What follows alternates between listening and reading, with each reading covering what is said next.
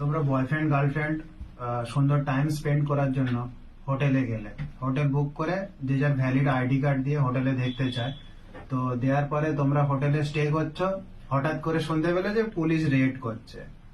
তো পুলিশ রেডে কি হয়, সবাই ভয় পেয়ে পালিয়ে যাওয়ার চেষ্টা করে।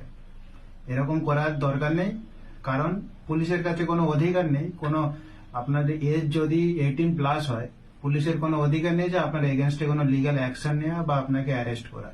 ওরা তখন কি করে, মেনলি সেকশন 351 অফ ভারতীয় ন্যায় সংহিতার আন্ডারে আপনাকে জিজ্ঞাসাবাদ করে যে কোনো এখানে কোনো ক্রিমিনাল কিছু অফেন্স হচ্ছে কিনা। আপনাকে হয়তো নিয়েই গেল, পুলিশ স্টেশনে নিয়ে যেতে পারে, ম্যাক্স টু ম্যাক্স নিয়ে গিয়ে আপনাকে জিজ্ঞাসাবাদ করলো ওই ব্যাপারে যে আপনি এইসব এসব করেছেন। আপনি জাস্ট অ্যান্সার করবেন, আমরা রিলেশন আছে, তো আমরা এখানে টাইম স্পেন্ড করতে এসেছি।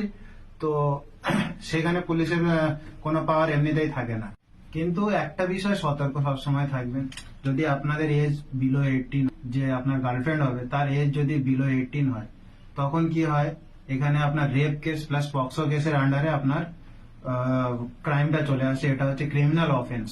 তখন আপনাকে অ্যারেস্টও করতে পারবে, আপনার এগেনস্টে এফআইআরও হবে উইথাউট ম্যাজিস্ট্রেটের অথরিটি ছাড়া। তো এদিকে সতর্ক থাকবেন। আর আপনার কাছে ভ্যালিড আইডি প্রুফ রাখবেন, যেমন আধার কার্ড, প্যান কার্ড।